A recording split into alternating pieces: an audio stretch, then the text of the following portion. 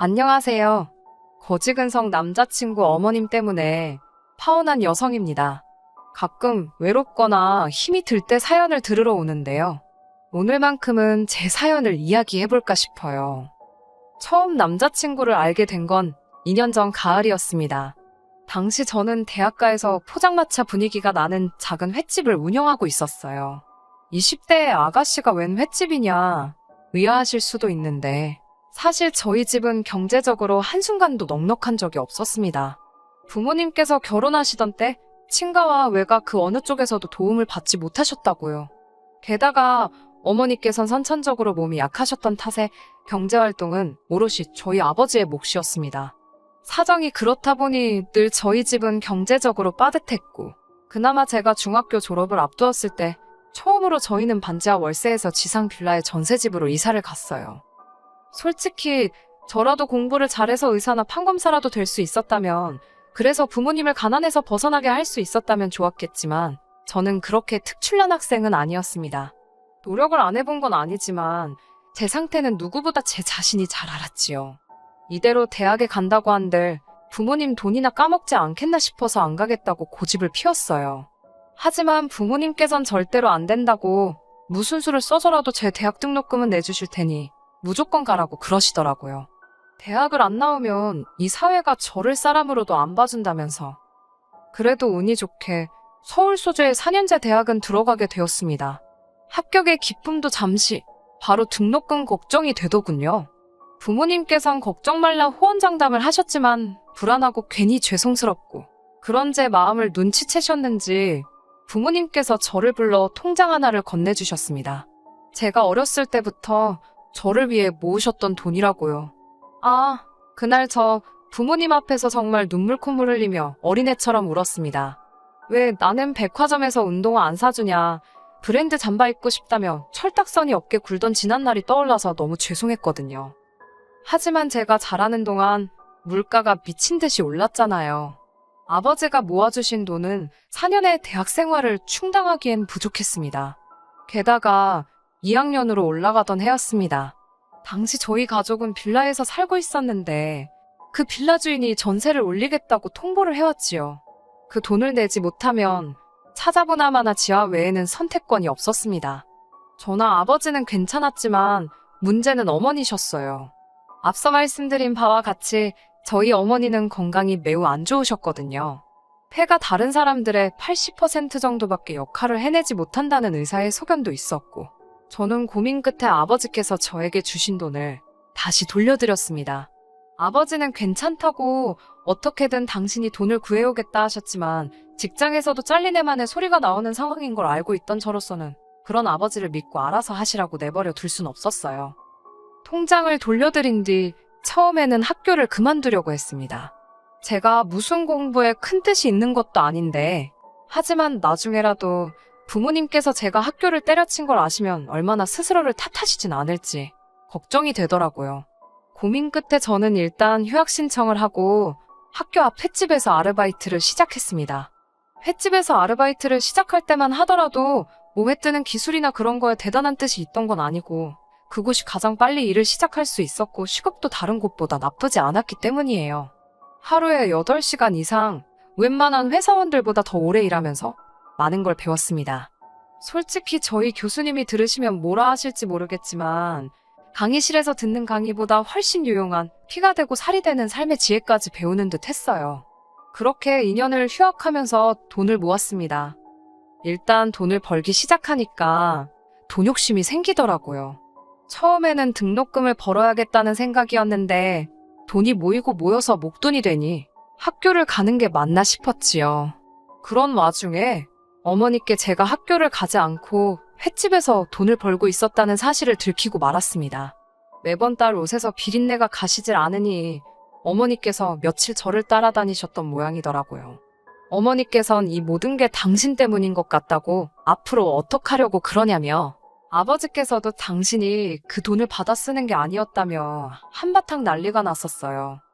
저는 내라 모르겠다는 심정으로 이렇게 된 거 저를 한번 믿어달라 했습니다. 반드시 성공해 보이겠다고요. 한바탕 실랑이 끝에 어머니께서 알겠다고 대신 앞으로는 무엇을 하든 꼭 당신들한테 이야기를 하고 하라고 그러셨지요. 그리고 저는 막연히 생각만 했던 계획을 행동으로 옮기게 되었습니다. 그건 바로 제 횟집을 여는 거였어요. 사실 어머니께 들키기 며칠 전 제가 일하던 횟집 사장님으로부터 가족들하고 이민을 가게 되어서 가게를 내놓았다는 소리를 들었거든요. 사장님께선 자리도 어느 정도 잡혔는데 권리금 몇 푼 받고 넘기려니 속이 쓰리시다며 농담반 진담반처럼 저한테 가게를 사라고 하셨었지요. 솔직히 그때만 해도 가게를 열게 되면 더 이상은 부모님을 속일 수가 없을 거란 생각과 동시에 그렇다고 부모님을 설득할 자신도 없어서 아예 엄두도 내지 못하고 있었거든요. 하지만 이제 부모님도 다 아시겠다. 그 가게를 사야겠다 싶었지요. 그렇게 저는 제 가게를 갖게 되었고 일은 제가 생각한 것 이상으로 잘 풀리기 시작했어요. 이미 제가 오랫동안 아르바이트를 했던 덕분에 손님도 주인이 아저씨에서 저로 바뀐 거에 대해 크게 거부감이 없는 눈치였습니다. 다만 제가 아무래도 생선을 고르는 눈이라던가 회 뜨는 기술 같은 건 주인 아저씨만 못했으니까 제 스스로 자신이 없었네요. 그래서 더 열심히 일했습니다. 매일매일 새벽같이 직접 수산시장을 다녔고 작은 것 하나도 직접 해결하려고 노력했어요. 쉽지 않았지만 그 덕에 이 자리까지 올 수 있었다고 생각하고 지금도 전혀 후회하지 않아요. 그렇게 횟집을 5년 넘게 운영했습니다. 성실하게 노력한 덕분인지 횟집 자체는 완전히 자리를 잡았어요. 하지만 별의별 일은 계속해서 일어나더군요. 술 먹고 시비가 붙는 사람들도 있고 서비스 달라고 들어눕는 사람도 있었고 심지어 먹고 돈을 안 내고 가는 사람도 있었어요. 남자친구와 처음 알게 되었던 그날도 쉬운 날은 아니었습니다. 서로 다른 테이블에 앉아있던 손님들끼리 싸움이 붙었거든요. 먼저 시비를 걸던 손님이 오히려 상대한테 얻어터졌는데 제가 여자라고 만만해 보였는지 그 화풀이를 저한테 하려 들었습니다. 급기야는 깨진 술병으로 절 위협하면서 말이에요. 모두가 겁을 먹고 주저하던 그때 남자친구가 나서서 그 손님을 맞고 경찰을 부르더군요. 그 일을 계기로 저희는 연락을 주고받게 되었고 얼마 지나지 않아 연인 사이로 발전했네요. 남자친구는 구급 공무원이었는데 직업이 안정적이고 탄탄했던 대신 벌이가 적었습니다. 한 달 기준으로 치면 제가 3배는 넘게 벌더라고요. 하지만 정말이지 전 전혀 신경 쓰지 않았습니다. 데이트 비용의 대부분을 제가 지출하긴 했지만 제가 워낙 바빠서 데이트 자체를 자주 못했기에 크게 부담이 되는 정도는 아니었어요. 그러다 사귄 지 2년이 되어갈 무렵 남자친구가 적극적으로 결혼 이야기를 꺼내기 시작했습니다. 저는 결혼에 대한 확신도 없었지만 그렇다고 결혼을 안 하겠다는 주의도 아니었기에 솔직히 말해서 이만큼 사귀었으면 알 만큼 아는 것 같으니 결혼해도 나쁘지 않겠다 생각했어요. 결혼 이야기가 본격적으로 진행되면서 당연히 남자친구의 가족들도 만나게 되었지요. 물론 인사를 드리러 갈 때만 하더라도 이렇게 남자친구랑 헤어지게 될 줄은 상상도 못했지만요. 도착한 남자친구의 집에는 남자친구의 부모님뿐만 아니라 남자친구의 누나들까지 있었습니다. 저는 선물로 과일 바구니에 꽃을 사갔는데 누나 중 한 사람이 돈 많이 번다더니 손이 작다고 그러대요. 남자친구가 저희 집에 인사 올 때 가져온 것과 똑같이 들고 온 건데 알고나 하는 소린가 싶었지만 그냥 그러냐고 웃어 넘겼습니다. 말이 나와서 말인데 어머님이 3시까지 오라고 하셨거든요. 속으로 애매한 시간대다 싶었지요. 보통 주변 친구들 말이 예비 시댁에 도착하면 식사하고 후식 먹고 그러면서 이야기가 오간다 했는데 3시에 점심을 먹기는 늦잖아요. 아니나 다를까 점심은 안 주시더라고요. 그런 건 별로 신경 쓰지 않았습니다. 제가 사간 과일을 같이 먹으며 이런저런 이야기가 오가기 시작했어요. 어머님께서는 기다렸다는 듯이 제가 어느 학교를 나왔는지, 부모님은 무슨 일을 하시는지와 같은 것들을 물어보셨습니다. 남자친구 말로는 대략적인 건 이미 다 어머님께 자기가 말씀드렸다고 크게 신경 쓸 건 없을 거라고 했는데 사실 대학을 마치지 못한 게 자랑거리는 아니잖아요. 하지만 저에겐 딱히 컴플렉스도 아니었으니 솔직하게 말씀드렸습니다. 그러자 어머님께선 고졸인데 대학까지 나와서 공무원을 하고 있는 당신 아들하고 수준이 맞냐는 식으로 저를 무시하시더라고요. 게다가 옆에 있던 남자친구의 누나들까지 나서서는 사람이 돈이 전부가 아니라는 둥, 머리에 든 게 있어야 된다는 둥, 말 같지도 않은 소리를 해대기 시작했어요. 이때 남자친구가 나서서 그러지 말라고 한마디만 했어도 저는 가만히 있었을 겁니다. 하지만 남자친구는 실실쪼개며 웃기만 할 뿐 저를 위해서 한마디도 하지 않더라고요. 내가 뭐 때문에 여기서 이런 대접을 받고 있나 싶어서 맞다고 남자친구랑 말이 잘 안 통한다고 받아쳤습니다. 남자친구가 책상 앞에만 있어서 그런지 꽉 막힌 구석이 있다고 어쩔 때는 저 돈 받고 일하면서 안 답답한가 싶고 그렇다고 받아쳤지요. 그러자 어머님께선 저더러 돈 좀 번다고 벌써부터 당신 아들 무시하냐고 발끈하시더라고요. 저는 남자친구처럼 실실 웃으며 그럴 리가 있냐고 대꾸했고요. 솔직히 처음 인사드리러 간 자리였으니 제가 제 자신을 낮추고 어머님 비위에 맞춰드릴 수도 있었을 겁니다. 하지만 뭐가 그렇게 재밌고 즐거운지 남자친구는 어머님이나 언니들의 의도도 눈치채지 못한 채 제 편을 들기는커녕 멍청이 마냥 자리를 지키며 실실 웃고만 있더라고요. 게다가 집 이야기가 나오자 가관이었습니다. 저는 당시 시세 7억짜리 집을 가지고 있었어요. 당시 주변보다 저평가되어 있던 작은 평수의 아파트를 대출 없이 3억이 안 되는 돈으로 구입했는데 갑자기 집값이 미친 듯이 오른 덕분이었어요. 운이 좋았지요. 남자친구도 물론 이런 속사정을 알고 있었고요. 하지만 어머님께선 이 사실은 모르고 계셨는지 저에게 집은 어떻게 할 거냐고 물으셨습니다. 저는 남자친구와 얘기가 되어 있던 대로 제 아파트에서 시작하려고 한다고 말씀드렸어요. 대신 신혼집으로 들어가는 만큼 인테리어와 가전가구는 남자친구가 하기로 했다고요. 이를 듣곤 언니 중 한 명이 그럼 한 3, 4천이면 되겠다고 그러는데 어이가 없었습니다. 모르면 가만히나 있지 아무렇게나 떠들어대네 싶어서 아니라고 1억 정도 예상하고 있다고 했어요. 그러자 두 언니는 물론이고 어머님까지 눈을 동그랗게 뜨고는 저더러 제정신이냐입니다. 아무리 대학을 안 나왔어도 그렇지 세상 물정을 너무 모른다나요. 시집도 안 가고 어머님께 용돈 받아 쓰는 언니들한테 내가 왜 이런 소리를 들어야 하나 어이가 없어서 웃음이 나올 지경이었어요. 동시에 며느리감한테 제정신이냐고 묻는 게 더 제정신인가 싶었고요. 하지만 제가 따지고 든들 자기들이 실수했다는 걸 인정할 것 같지도 않아서 그건 제껴두고 일단 왜 1억이나 드는지부터 조목조목 설명해드렸네요. 솔직히 말하자면 오래된 아파트라서 일단 안을 싹 뜯어 고쳐야겠다는 생각을 했었습니다. 그리고 가전가구도 오래오래 쓸 거니까 좋은 브랜드 제품으로 하고 싶었어요.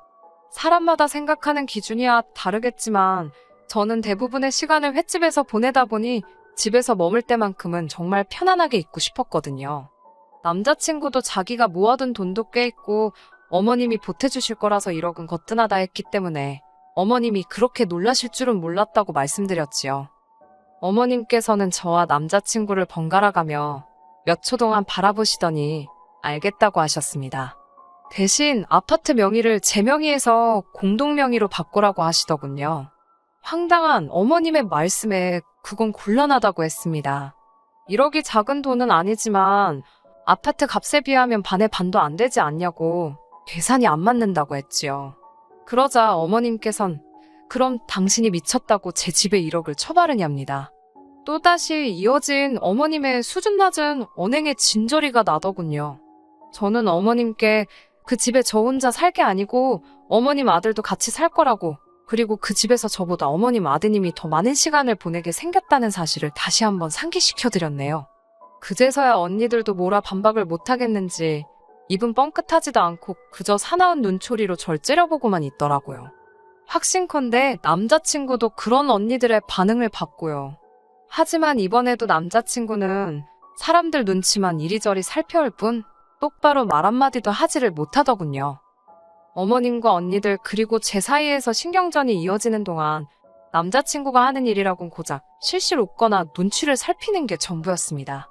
그러다 기껏 생각해낸 소리가 제가 효녀라는 이야기였어요. 다짜고짜 어머님께 그래도 제가 참 효녀랍니다.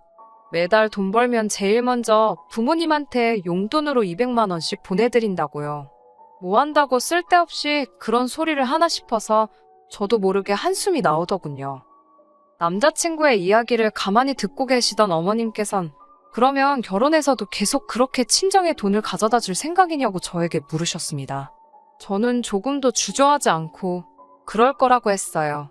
어머님이 제 대답을 마음에 들어하지 않으실 거란 건 예상했지만 그렇다고 거짓말을 하고 싶지는 않았지요.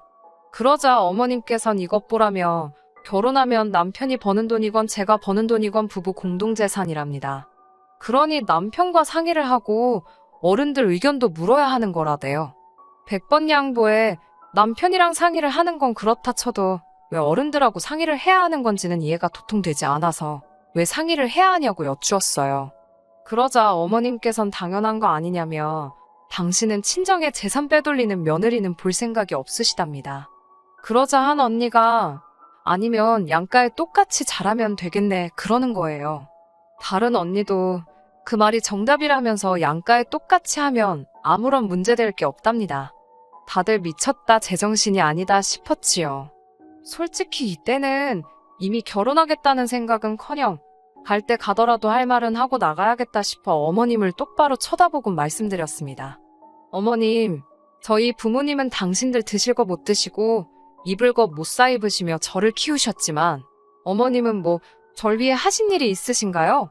악말로 저 잘하는 동안 1,000원 한 장 보태신 게 없지 않냐고. 효도를 받고 싶으시면 어머님이 공들여 키운 자식들한테 받으시면 될 것 같다고 했습니다. 어머님의 얼굴은 점점 울그락불그락 변해갔고 이번만큼은 남자친구도 상황이 잘못되어간다는 걸 눈치챘는지 절 잡아 끌어서 집 밖으로 나가더군요. 제가 왜 이러냐고 이 손 놓으라고 남자친구 손을 뿌리치니 남자친구가 저더러 너야말로 왜 그러냐입니다. 결혼 안 할 거냐고 적당히 대충 맞춰드리면 되지. 왜 그렇게 다 따박따박 말대꾸를 하냐고요. 어이가 없어서 뭘 대충 맞춰드리냐고 그러다가 내가 지키지도 못할 말에 대답해서 콧게일 일 있냐고 보아하니 당신 어머님 내 약벌이랑 그런 걸로 후려치기 하실 심산이신가 본데 어림없다 했습니다. 그러자 남자친구도 무슨 말을 그렇게 하냐면서 저더러 돈 좀 잘 번다고 유세 부리지 말라대요. 어이가 없어서 저는 남자친구더러 가서 당신 식구들한테 없는 티 좀 내지 말라고 그러라고 거지도 아니고 왜 남의 재산에 맘대로 숟가락을 얹으려 하는지 이해가 안 된다 했습니다. 그러자 이제 남자친구도 제가 자기 식구들더러 거지라 했다고 저한테 고래고래 소리를 지르고 저도 좀 전까지 어머님과 두 언니들한테 당한 수모가 생각나서 같이 악을 쓰고 저는 이러고 있는 거 자체가 스트레스고 짜증이라고 결혼이고 뭐고 없던 일로 하자고 했습니다. 막말로 너랑 결혼 안 해도 나는 손해볼 거 하나 없다고요. 그렇게 파혼을 하고 3주쯤 지났을 무렵 남자친구가 이야기를 한 건지 횟집으로 남자친구 어머님과 두 언니가 찾아왔더라고요. 다행히 손님이 없었기에 가게에서 잠깐 이야기를 나누게 되었습니다. 무슨 일로 여기까지 오셨냐 하니 당신이 그날은 너무 감정적이었던 것 같다며 결혼을 허락해주러 왔답니다. 황당해서 허락 같은 거 필요 없다 헤어졌다고 말했지만 자기들 듣고 싶은 것만 듣기로 작정이라도 했는지 자존심 세우지 말고 이쯤 했으면 죄송하다 숙이고 들어오랍니다. 그러면서 당신이 알아봤는데 공동명의로 바꿔야 세금 혜택도 있고 어쩌고 저는 됐다고 그렇게 아드님 저한테 장가 보내고 싶으시면 집값이 7억이니 7억 들려서 보내시라 했습니다. 그러면 한번 생각이나 해보겠다고요. 어머님은 저더러 도둑놈 신보라며 소리를 지르셨고 저는 세상 천지에 물어보라고 우리 둘 중 누가 도둑놈 신본가라며 따지고 들었네요. 결국 제가 남자친구에게 전화를 걸어 네 가족들 좀 데려가라고 안 그러면 경찰에 영업방해로 신고하겠다고 악을 썼습니다. 그리고 얼마 지나지 않아 세 사람 모두 시근덕거리며 가게를 나가더라고요. 그냥 내보내자니 억울하고 그렇다고 머리채를 잡을 수도 없어서 나가는 뒤통수에 소금 한 바가지 허부어버렸습니다. 그리고 지금 그러니까 요즘에 들어서야 남자친구도 이별을 확실히 받아들였는지 더는 연락이 없네요. 잘된 일이지요. 요새는 내년에 여는 이웃점 준비로 정신이 하나도 없어요. 마음 같아선 여기다 제 횟집 주소 딱 알려드리고 싶네요. 앞으로는 더 좋은 일만 있었으면 좋겠습니다. 끝까지 들어주셔서 감사합니다. 오늘의 사연은 여기까지입니다. 구독과 좋아요, 알람 설정 부탁드리고 더 좋은 사연으로 다시 찾아뵙겠습니다. 감사합니다.